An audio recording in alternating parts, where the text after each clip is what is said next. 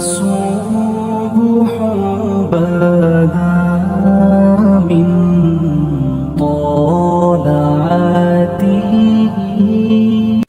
حضرت ابو ہریرہ رضی اللہ تعالیٰ عنہ سے معروف روایت ہے، فرماتے ہیں کہ صدقے کے مال میں حضور نے مجھے امین مقرر کیا، پہرے دار مقرر کیا. تو کہتے ہیں میں پہرے پہ تھا، ایک شخص آیا، اس نے چادر بچھائی اور جلدی جلدی سے وہ غلہ، وہ کھجوریں، وہ مال اپنے کپڑے میں ڈالنے لگا.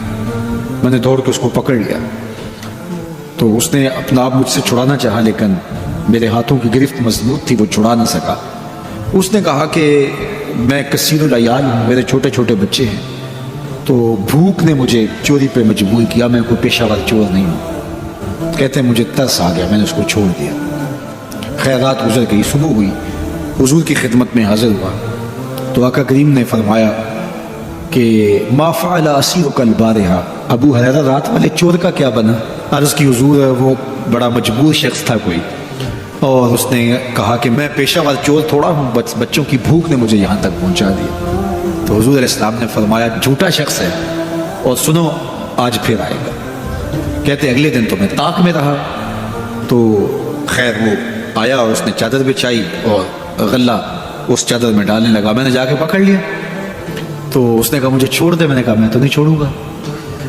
اس نے کہا کہ مجھے چھوڑ دے، منت سماجت کی اور بہت ترلے کیے.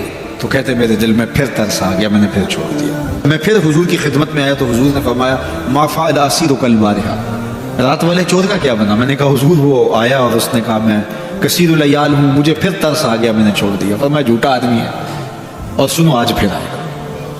اللہ اکبر. جو ہو چکا وہ بھی حضور جانتے ہیں، جو ہونے والا ہے وہ بھی میرے حضور جانتے ہیں. یہ اللہ نے اپنے محبوب کو شان دی ہے. تو کہا آج پھر آئے گا.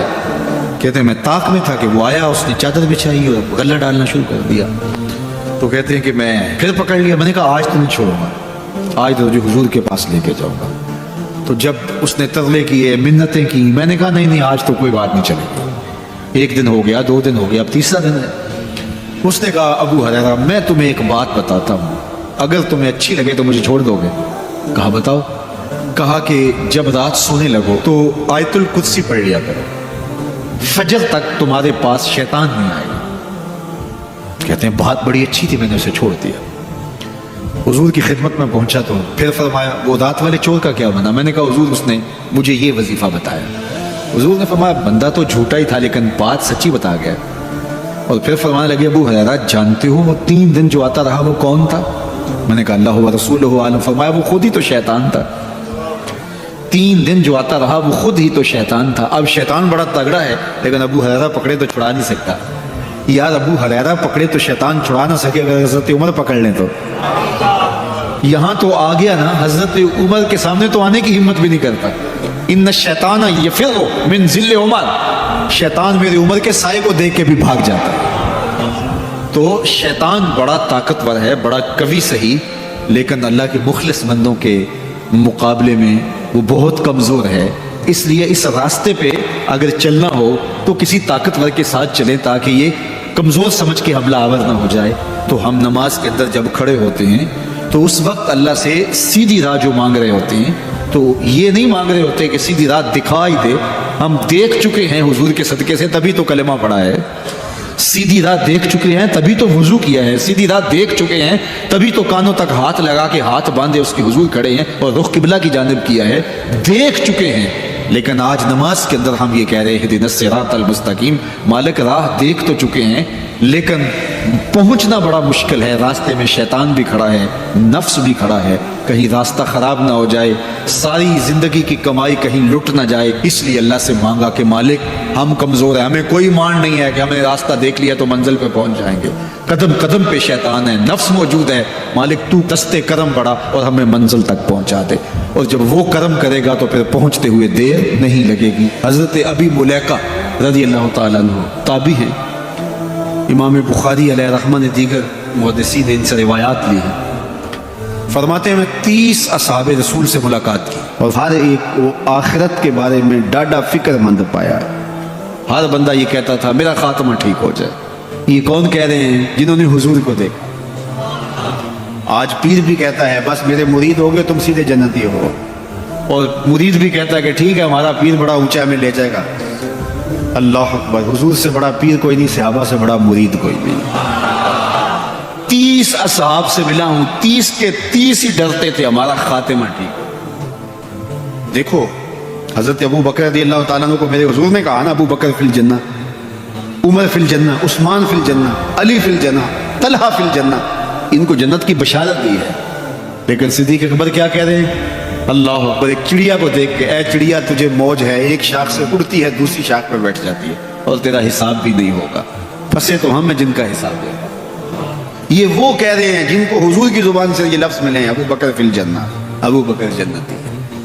اللہ اکبر. عثمان غنی رضی اللہ تعالیٰ عنہ قبر پہ کھڑے رو رہے ہیں قبرستان میں, تو کسی نے کہا یہاں رو رہے ہو؟ کہا میرے حضور نے کہا تھا کہ آخرت کی پہلی منزل قبر ہے. اللہ اکبر. یہ وہ ہے جن کو بشارتیں دی گئی, جن کے عمل, جن کے کام اور جن کی محنتیں اور دین کے لیے خدمات کسی ترازو پہ تولی نہیں جا سکتی. اور صحابی کا عمل, صحابی ایک مٹھی جو خیرات کرے, روایت میں آتا ہے ایک مٹھی جو خیرات کرے, اور بعد میں آنے والا احد پہاڑ جتنا سونا خیرات کرے. صحابی کا عمل پھر بھی زیادہ ہے.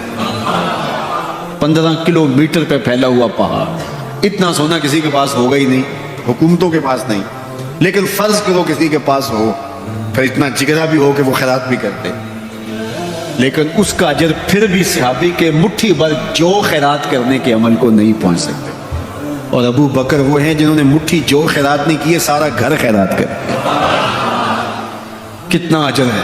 لیکن پھر بھی کہا کہ اے چڑیا تجھے موج ہے, ایک شاخ سے اڑ کے دوسری شاخ پہ بیٹھ جاتی اور تیرا حساب بھی نہیں ہوگا, پھنسے تو ہم ہیں جن کا حساب ہوگا. یہ وہ لوگ ہیں جن کی زندگیاں تقوی میں گزری. تتجافا جنوبہم عن المضاجع, ان کی کروٹیں بستروں سے الگ رہتی ہیں. ہم تو جی بھر کے سوتے ہیں, لیکن ان کی کروٹیں خوف خدا کی وجہ سے بستروں سے الگ رہتی تھی. طمع اور خوف میں رب کو پکارتے تھے. حضور کے جمال جہاں آرا کو جی بھر کے دیکھا, اور بشارتیں حضور کی زبان سے نصیب ہوئی, پھر بھی ڈر رہے ہیں. تو ابھی ملیکہ کہتے ہیں کہ میں 30 اصحاب سے ملا ہوں, ہر شخص ڈاڈا فکر مند تھا آخرت ٹھیک ہو جائے, انجام بخیر ہو جائے. تو یہ واقعی بڑی مشکل منزل ہے, منزل کو پہنچے لوگ برباد ہو جائے. بلعام بن باورا کی مثال ہمارے پاس نہیں تھا, مستجاب الدعوات ولی, لیکن لڑک کے کہاں جا پہنچا. زبان کی لغزش نے اس کو کہاں تک پہنچا دیا. پھر زبان لٹک گئی اور کتے کی طرح مٹی چاٹتا تھا, اور قرآن نے کہا مثلہ کمثل الکلب, اس کی مثال کتے کی مثال. اسی لیے میاں صاحب بولے پڑھنے اتے مان کرینا تے نہ آنکھی میں پڑھیا, پڑھنے اتے مان کرینا تے نہ آنکھی میں پڑھیا, او جبار کا ہار صداوے متا روڑ دیوے دودھ کڑیا. جب تک یہ یقین نہ ہو کہ میرا انجام کیا ہے, تڑکا لگا رہے, ڈر لگا رہے, یہ مومن کی زندگی ہے. ہر وقت خوف طاری رہے, یا اللہ میرا انجام ٹھیک کر دینا. رنگا رنگ سہیلیاں پرن کڑے, پر پریا استا جانی جس دا توڑ چڑھے.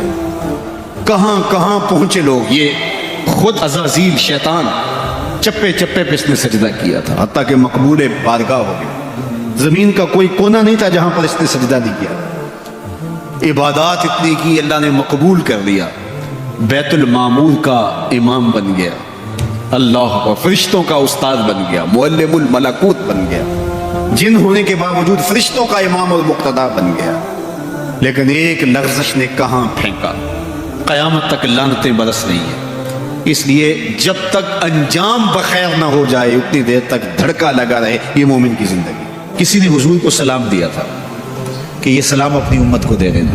حضور علیہ السلام نے یہ سلام پھر پوری امت تک پہنچایا, اور اگر آپ تک پہلے نہیں پہنچا تو آج آپ کو سلام وصول کر لیجیے. حضرت عبداللہ ابن مسعود رضی اللہ تعالیٰ عنہ سے مروی ہے, قال رسول اللہ صلی اللہ علیہ وآلہ وسلم, کہ رسول کریم صلی اللہ علیہ وآلہ وسلم نے فرمایا معراج کی شب جب میں آسمانوں پہ گیا تھا تو میں ملا تھا حضرت ابراہیم علیہ السلام کو.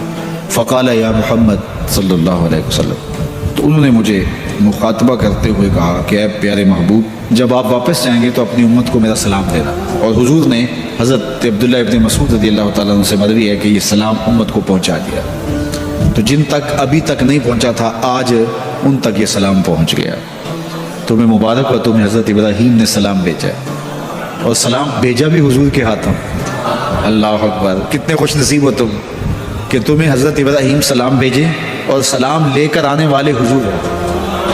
अल्लाह अकबर। तो ये हमारा एजाज़ है कि हमें ये एजाज़ मिला। मेरी खुशकिस्मती मैं तेरा उम्मती, ये मेरा और आपका मुकद्दर कि हम हुजूर के उम्मती हैं, हमें नबियों के सलाम आ रहे हैं। तो कहा कि अपनी उम्मत को मेरा सलाम कहना और उन्हें मेरी जानब से एक पैगाम भी देना, ये खबर भी देना। और वो खबर क्या है, सुनो। जन्नत की जो मट्टी है वो बड़ी पाकीज़ा है और वहाँ का पानी बड़ा मीठा है, खेत बड़े ज़रख़ेज़ हैं, जो भी बीज लगाओ फौरन उग जाता है। तो जो ज़रख़ेज़ ज़मीन होती है तो फिर किसान चाहता है कि उसमें कुछ डाल ले। वो हमारे पंजाबी में कहते हैं कि वो ज़मीन वत्तर में होती है, तो बीज डालोगे तो जल्दी उगेगा। 5 बीज हैं जो वहाँ बोगे तो वहाँ खूबसूरत गुलाब खिलेंगे, वहाँ खूबसूरत चमन आबाद हो जाएगा, वहाँ तुम्हारा अपना बाग होगा। उसमें सुबहान अल्लाह के कुछ बीज डाल दो, कुछ अल्हम्दुलिल्लाह के बीज डाल दो, कुछ ला इलाहा इल्लल्लाह के बीज डाल दो, कुछ अल्लाह अकबर के बीज डाल दो, कुछ ला हौला वला कुव्वता इल्ला बिल्लाह के बीज डाल दो। कहा कि खेत तैयार है, सुहागा लगा हुआ है, ज़मीन वत्तर में है, पानी वाफर है, मट्टी अच्छी है, मौसम खूबसूरत है। उन्हें जाके मेरा सलाम देना, उन्हें कहना कि बस बीज डाल लो और ये बीज तुम्हारे पास मौजूद है। और अब भी अगर कोई बीज न डाले, इकबाल ने कहा था ना, मौसम अच्छा पानी वाफर मट्टी भी ज़रख़ेज़, मौसम अच्छा पानी वाफर मट्टी भी ज़रख़ेज़, जिसने अपना खेत ना सींचा वो कैसा दहकान। तो कहा कि ये 5 बीज तुम्हारे पास रखे हुए हैं और ये बीज हमें हमारे हुजूर ने दिए। कहा बीज तुम्हें दिए हैं, खेती फरिश्तों ने तैयार कर दी है, बाग अच्छा है और ये पक्की बात है, तुम बीज डालोगे तो फसल उगेगी। अब वहाँ हवाएं चल रही हैं कस्तूरी की महक से, मुश्कबार हवाएं। तो अब तुम्हारी मर्जी है कि तुम बीज लगाते हो या बीज नहीं लगाते हो। तो कहा कि ये हज़रत इब्राहीम ने पैगाम भेजा है आप सब के लिए। हुजूर की वसातत से ये पैगाम आया है कि जन्नत की मट्टी तैयार है और सुहागा लगा हुआ है, पानी बिल्कुल तैयार है और खेत भी हमवार है। बस आपने जो है वो छिड़काव करना है बीज का। और ये बीज 5 हैं, अगर तुम डाल लोगे तो फसल उग जाएगी, मौज करोगे, कभी दुआएं दोगे। कि किसी ने कोई नुस्खा बताया था। तो ये 5 बीज कौन से हैं? सुबहान अल्लाह, अल्हम्दुलिल्लाह, ला इलाहा इल्लल्लाह, अल्लाहु अकबर, ला हौला वला कुव्वता इल्ला बिल्लाह। तो ये 5 बीज बोने के लिए ही तो हम यहाँ आए हैं। हम घर बार छोड़ के इसलिए आए ना। घर वाले पूछते हो किधर जा रहे हो, हम खेती बाड़ी करने जा रहे हैं। हम कुछ बीज लगा के आएंगे इंशाल्लाह, फिर जब वो उगेंगे, बड़े होंगे तो जन्नत में आपको भी उसकी छांव में बिठाएंगे। तो उन्होंने कहा होगा जाओ तुम भी खेती बाड़ी करो, तो पीछे से हम भी फारिग नहीं है, हम भी इंशाल्लाह बीज गाड़ेंगे। तो पढ़िए सुबहान अल्लाह वल्हम्दुलिल्लाह वला इलाहा इल्लल्लाह वल्लाहु अकबर वला हौला वला कुव्वता इल्ला बिल्लाह। सुबहान अल्लाह वल्हम्दुलिल्लाह वला इलाहा इल्लल्लाह वल्लाहु अकबर वला हौला वला कुव्वता इल्ला बिल्लाह। सुबहान अल्लाह वल्हम्दुलिल्लाह वला इलाहा इल्लल्लाह वल्लाहु अकबर वला हौला वला कुव्वता इल्ला बिल्लाह। लाखों लोग हुजूर की चौखट पे, लेकिन हर बंदा ये महसूस करता है इस सारी रहमतें मेरे पे उतर रही हैं, मेरे पे बरस रही है। वो क्या किसी ने कहा था, कलम तोड़ दिया। उसने कहा कि ये कितनी अजीब बात है कि इतने बड़े हुजूम में, जरा शेर का हुस्न देखिए, ये कितनी अजीब बात है कि इतने बड़े हुजूम में वो देर तक सुनते रहे बस मेरी ही दास्तान। हर बंदे को यही महसूस होता है, ये कितनी अजीब बात है कि इतने बड़े हुजूम में वो देर तक सुनते रहे मेरी ही दास्तान। तो हर बंदे को यही लगता है कि मेरी ही वो सुन रहे हैं। और जोहरी साहब का अंदाज बड़ा सादा है, पंजाबी लहजा है कि आका दे दवारे ते गुलामा दियां टोलियां, एक पिया सुनदा है लखां दियां बोली। एक पिया सुनदा है, कोई उर्दू में बोल रहा है, कोई पश्तो में बोल रहा है, कोई पंजाबी में बोल रहा है, कोई अरबी में बोल रहा है। और इकबाल कहता है शश जेहत रोशन जे ताबे रुए तो तुर्को ताजी को अरब हिंदुए तो। हुजूर ये तुर्क भी आपके गुलाम, ये ताजिक भी आपके गुलाम, ये अरब भी आपके गुलाम, ये सारे नौकर आपके। गिरदे तू गर्दत हरीमे कायनात अस तो खाहम यक निगाहे इल्तिफात। मुझे अपने वालिद गिरामी याद आ गए, वो रोजाना ये शेर पढ़ा करते थे और पढ़ते हुए उनकी जो कैफियत होती थी हमें तरस आता था उनके ऊपर। हम बिल्कुल जब छोटे तो हम खुद रोने लग जाते थे उनको देख के। तो वो रोजाना पढ़ते थे ज़िमाहजूरी बरामद जाने आलम, ज़िमाहजूरी बरामद जाने आलम, तराहम या रसूल अल्लाह तराहम। اے محبوب دو عالم، تمام جہان کی جان آپ کے فراق میں نکل رہی ہے، تراہم یا رسول اللہ تراہم، تراہم یا نبی اللہ تراہم۔ حضور رحم کیجئے، نہ آخر رحمت للعالمین، ز محروماں چرا فارغ نشینی۔ حضور آپ رحمت للعالمین نہیں ہیں، تو جب ہیں تو حضور ہمارے پہ کرم کیجئے۔ بروں آور سرز برد یمانی، کہ روئے تست صبح زندگانی۔ حضور وہ یمنی چادر جو آپ اوڑے ہوئے ہیں ذرا اس کو ہٹائیے نا رخ سے، آپ کا مبارک چہرہ زندگی کی صبح ہے۔ ادیم طائف نالین پاکن، شراکز رشتہ جہاں ماکن۔ حضور طائف کے چمڑے کی بنے ہوئے مبارک نالین آپ زیب تن کیجئے۔ شراکز رشتہ جہاں ماکن، اور اس مبارک نالین کے اندر تسمے میرے چمڑے کے نہیں میری جان کے ڈالیے۔ چے باشد گر کنی سوئم نگاہے، پیا پہ گر نہ باشد گاہے گاہے، نگاہے یا رسول اللہ نگاہے صد ہزاراں جبریل اندر بشر، بہر حق سوئے غریباں یک نظر۔ یا رسول اللہ انظر حالنا، یا حبیب اللہ اسما قالنا، اننی فی بحر غم من مغرق خذ یدی ساحل لنا اشکا لنا۔ یا صاحب الجمال و یا سید البشر، من وجهک المنیر لقد نور القمر، لا یمکن الثناء کما کان حقہ، بعد از خدا بزرگ توئی قصہ مختصر۔ اللہ اکبر، یہ معمول تھا ان کا، یہ وظیفہ کہہ لیجئے۔ تو اقبال بھی کہتے ہیں گرد تو گردد حریم کائنات، از تو خواہم یک نگاہ التفات۔ حضور ایک نظر کر دیجئے، ایک نگاہ کر دیجئے۔ اللہ اکبر۔ تو اللہ میں حضور کی نگاہیں نصیب فرمائے، اللہ اجڑے باطن سوار دے اور من میں چراغاں کر دے۔ حضور کی محبت کے بغیر زندگی زندگی ہی نہیں ہے، زندگی کے پلے ہی کچھ نہیں اگر حضور کا پیار نہیں ہے، حضور کا ادب نہیں ہے۔ تو سارا دین ان کی محبت کا نام ہے۔ لا دین لمن لا محبت له، اس شخص کا دین ہی نہیں ہے جس کے پاس حضور کی محبت کا جوہر ہے۔ ابن آدم کے کسی بھی برے عمل کو شرک نہیں کہا گیا، شرک ایک بہت بڑا جرم ہے، اس کے برابر کسی دوسرے عمل کو شرک نہیں کہا گیا، لیکن ریاکاری کو شرک کہا گیا۔ شرک اصغر ریاکاری، حتیٰ کہ چوری کو بھی، ڈاکے کو بھی، زنا کو بھی، قتل انسانی کو بھی، یہ بڑے بڑے جرم ہیں، لیکن ان کو بھی شرک نہیں کہا گیا۔ لیکن ریا کو شرک اصغر کہا گیا، یہ چھوٹا شرک ہے، اللہ گوارا ہی نہیں کرتا کہ کوئی عمل کسی اور کے لیے کرے۔ شرک کی جس طرح معافی نہیں ہے، اسی طرح شرک اصغر جو ہے، اس سے ملوث عمل کسی صورت میں بھی قبول نہیں کیا جائے گا، چاہے وہ کتنا ہی بڑا عمل کیوں نہ ہو۔ حضرت ابو امامہ الباہلی رضی اللہ تعالی عنہ حضور کی خدمت میں حاضر ہوئے اور عرض کی، یا رسول اللہ صلی اللہ علیہ وسلم، میرے ماں باپ آپ پہ قربان ہوں، میں آپ سے یہ پوچھنا چاہتا ہوں کہ کوئی شخص اپنی جان جیسی متاع عزیز راہ خدا میں وار دیتا ہے، اس سے بڑی قربانی تو کوئی اور نہیں ہو سکتی کہ جان ہی قربان کر دی، اور اس کا مقصد اعلاء کلمت الحق تھا، لیکن ساتھ یہ بات بھی تھی چلو میری ناموری بھی ہو جائے گی، میری بہادری کے جھنڈے بھی لگ جائیں گے، تو کیا اس کو اجر ملے گا؟ تو حضور نے فرمایا فلا شیء لہ، اسے کوئی اجر نہیں ملے گا۔ تو ابو امامہ الباہلی یہ سمجھے کہ شاید میں جو مقصود تھا وہ حضور سے عرض نہیں کر سکا، انہوں نے دوبارہ کہا حضور اس کا مقصد اعلاء کلمت الحق ہے، وہ اللہ کے جھنڈے کو اونچا کرنا چاہتا ہے، قربانی اس نے اس لیے دی، لیکن ساتھ یہ بات بھی تھی کہ چلو میری ناموری بھی تو ہوگی۔ تو حضور نے فرمایا فلا شیء لہ، اسے کوئی اجر نہیں ملے گا۔ یہ پھر سمجھے شاید میں مقصود بیان نہیں کر سکا، تو پھر عرض کی حضور اعلاء کلمت الحق کے لیے، اللہ کے دین کو غالب کرنے کے لیے، اسلام کے جھنڈے کو اونچا کرنے کے لیے اس نے اپنی جان ماری ہے، لیکن ضمن میں یہ بات بھی تھی کہ چلو ساتھ میرا نام بھی تو اونچا ہوگا، میری ناموری اور شہرت کے جھنڈے بھی تو لگیں گے۔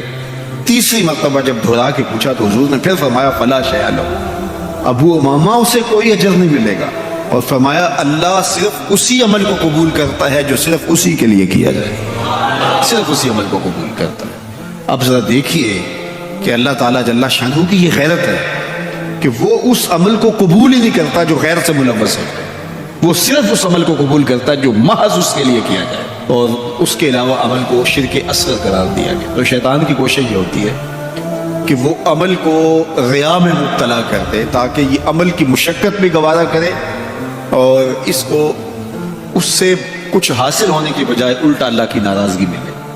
اور اگر کوئی شخص ریا سے بھی بچ نکلتا ہے، اس نے تنہائی میں سجدے کیے، اس نے انتہائی مخفی انداز میں راہ خدا میں خیرات کی، تو انتہائی خلوص کے ساتھ اس کے اعمال سر انجام ہوئے، تو شیطان کا اگلا حملہ اس پر یہ ہوتا ہے کہ اس کو عجب میں مبتلا کر دے۔ عجب کیا ہے کہ وہ اپنے عمل کو دیکھتا ہے، اپنے آپ کو دیکھتا ہے، کہتا ہے واہ یہ عمل تو میرے پاس ہے، دوسروں کے پاس تو نہیں ہے، میں تو تہجد گزار ہوں، 5 نمازیں بھی پڑھتا ہوں، صلاۃ الاشراق بھی پڑھتا ہوں، صلاۃ الچاشت بھی پڑھتا ہوں، صلاۃ الاوابین بھی پڑھتا ہوں، میں تو دن کو روزہ بھی رکھتا ہوں، راتوں کا قیام بھی مجھے نصیب ہے، میں تو تلاوت کلام مجید بھی روز اتنے پارے تک پڑھتا ہوں، میں یہ بھی کرتا ہوں، میں یہ بھی کرتا ہوں، کسی کے دکھلاوے کے لیے بھی نہیں کرتا۔ تو وہ اپنے اس عمل کی وجہ سے عجب میں، خود نمائی میں اپنے آپ کو دیکھنے لگ جاتا ہے، اور وہ جو عمل نہیں کر رہے ہوتے ان گناہ گاروں کو حقیر جاننے لگ جاتا ہے۔ تو یہ عجب اس کو برباد کر دیتا ہے، اور عجب اس کے عمل کے حسن کو اور عمل کے جمال کو چھین لیتا ہے۔ علامہ رومی فرماتے ہیں کہ کچھ عامل ایسے ہوتے ہیں کہ 4 دن نمازیں پڑھیں تو آسمان کی طرف دیکھنے لگتے ہیں کہ آسمان سے کوئی پیغام میرے نام آ رہا ہے کہ نہیں آ رہا، تو جبکہ یہ راستہ تو محض اس کی رضا کے لیے چلتے رہنے کا ہے، ساری زندگیاں گزر جاتی ہیں۔ حضرت ذوالنون مصری کہتے ہیں کہ میں ایک شخص کے پیچھے دوڑتا تھا اور وہ فقیر میری طرف نظر اٹھا کر بھی نہیں دیکھتا تھا، تو 40 سال کے بعد ایک دن اس نے میری طرف پلٹ کے دیکھا اور مسکرا کے کہا کہ تم میرے پیچھے پیچھے رہتی ہو، خیر تو ہے؟ 40 سال کے بعد۔ تو میں نے کہا کہ میں اس میں اعظم کی تلاش میں ہوں، تو اس نے ہنس کے کہا یہ اتنا سوکھا نہیں ملتا، تو کہا میرے 40 سال بیت گئے، اور آج اس نے نظر اٹھا کے دیکھا۔ ریا کے بعد اگلا مرتبہ شیطان کے لوٹنے کا وہ عجب ہے، وہ اس کے اعمال کو مزین کر کے اس کے سامنے رکھ دیتا ہے، اور وہ سمجھتا ہے کہ یہ میرے پاس ہے، ہمارے اوروں کے پاس نہیں ہے۔ لیکن اللہ کسی کے اعمال کا حجم نہیں دیکھتا، اللہ تعالیٰ جل شانہ بندوں کے عجز کو دیکھتا ہے۔ وہ گناہ جس گناہ کے بعد جو ہے وہ شرمندگی ہو جائے، اس نیکی سے بہتر ہے جس نیکی کے بعد عجب اور تکبر پیدا ہو۔ اللہ کو وہ آنسو قبول ہے جو ندامت کے ہیں۔ سب سے اچھا کام، سب سے بہتر وظیفہ اس کا ہے جو قرآن خود بھی سیکھتا ہے اور اوروں کو بھی سکھاتا ہے۔ تو اس کتاب سے جڑ جاؤ، اس کتاب سے وابستگی اختیار کرو۔ جس رات کے دامن میں قرآن نازل ہو وہ رات تو افضل ہو، وہ رات تو 1000 مہینے سے اشرف ہو۔ اللہ اکبر۔ تو پھر مجھے بتاؤ کہ جو قرآن کو اپنی روح میں بسا لے، جو اپنے اعمال کو قرآن کی تعلیمات کے تابع کر دے، جو اپنے دنوں کو قرآن کے اجالوں میں گزارے، اپنی راتوں کو قرآن کی تلاوت میں بسر کرے، دن کی تنہائی میں اور رات کے اجالوں میں قرآن پڑھے، بتاؤ وہ کتنا اشرف ہوگا۔ اس لیے میرے اور آپ کے آقا و مولا نے فرمایا راتوں کی تنہائیوں میں اٹھ کے قرآن پڑھا کرو، اور قرآن پڑھتے ہوئے رویا کرو، اور اگر رونا نہ آئے تو رونے کی کوشش کیا کرو، کوشش کیا کرو۔ دقت پیدا ہو جائے تمہیں قرآن کی تلاوت کرتے کرتے۔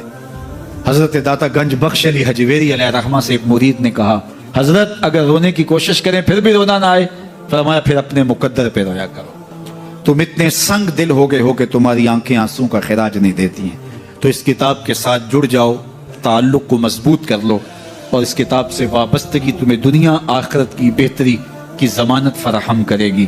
اور یہ کتاب زندہ ہے، اس کا پیغام کبھی فرسودہ نہیں ہوا، اس کا پیغام کبھی پرانا نہیں ہوا، ہر دور کے تقاضوں سے یہ کتاب ہم آہنگ ہے، اور یہ کتاب ہر شخص کی ضرورت کی کفالت کرتی ہے۔ اور پھر اللہ نے اس کو اتنا آسان کیا ہے، اتنا جامع بنایا ہے کہ ہر طبقہ زندگی کے شخص کے لیے قرآن کافی ہے، ہر شخص کی ضرورت کا کفیل ہے۔ اس کو ایک عام شخص پڑھے تو اس کو بھی نور ملتا ہے، ایک نکتہ بھی شخص اس قرآن کا مطالعہ کرے تو اس کو بھی روشنی ملتی ہے، ایک فلسفی پڑھے تو محروم وہ بھی نہیں ہوتا۔ جو بھی اس قرآن سے پڑھے، دیکھیے کچھ کتابیں ایسی ہوتی ہیں وہ بچوں والی ہوتی ہیں، جو پڑھے لکھے لوگ ہیں ان کی کوئی دلچسپی وہاں نہیں ہوتا، الف انار اور بے بکری میں انہیں کوئی دلچسپی نہیں ہوتی، اور جو بڑی کتابیں ہیں بچوں کی سمجھ سے ورا ہوتی ہیں، لیکن یہ واحد قرآن ہے، جس طبقے کا شخص بھی پڑھے، ان پڑھ پڑھے تو اس کو بھی نور ملتا ہے۔ میں دیکھتا ہوں تلاوت چل رہی ہوتی ہے اور تلاوت عربی میں ہے، اور بندہ عربی جانتا نہیں ہے وہ بھی جھوم رہا ہوتا ہے، اس کو بھی حظ مل رہا ہوتا ہے۔ یہ کتاب ہر طبقہ زندگی کو روشنی دیتی ہے، یہ قیامت تک آنے والی انسانیت کے لیے رشد و ہدایت کا صحیفہ ہے۔ اس کتاب سے جڑ جانے سے بلندیاں نصیب ہوتی ہیں۔ جس رات کو یہ کتاب اترے وہ رات تو لیلۃ القدر کہلائے، اور جو شخص اس کتاب سے وابستہ ہو جائے اور اس کتاب کو اپنی روحوں میں سمولے وہ ذی قدر کیوں نہیں ہوگا، وہ عزت کا مالک کیوں نہیں ہوگا، وہ شانوں اور عظمتوں کا مالک کیوں نہیں ہوگا۔ تو آئیے میں اور آپ اس رات کی ان خوبصورت پہنائیوں کے اندر اور ان حسین لمحوں کے اندر کتاب اللہ کے ساتھ جڑنے کا عزم کر کے اللہ کے حضور دعا کے لیے ہاتھ پھیلائیں کہ اے اللہ ہمیں اس کتاب کے ساتھ جوڑ دے. یہ کتاب زندگی بخش ہے. اللہ پوری امت کو اس کتاب کے ساتھ جوڑ دے. اقبال کہتے ہیں فاش می گوئم آنکھ درد مزمرست این کتاب نیز چیزیں دیگرست. جو میرے اندر چیز چھپی ہوئی ہے اس کو کھل کے اگر بتاؤں یہ کتاب نہیں، یہ کوئی اور ہی شے ہے. یہ زندگی بدل شے ہے، یہ حیات ساز کتاب ہے، یہ زندگی کو روشنی اور اجالوں سے بھر دینے والی کتاب ہے، یہ پستیوں سے اٹھا کے بلندیوں تک پہنچانے والی کتاب ہے. اس کا حرف حرف روشنی ہے، اس کا لفظ لفظ اجالا ہے. یہ زندگی کو زندگی کا حقیقی نور دینے والی کتاب ہے.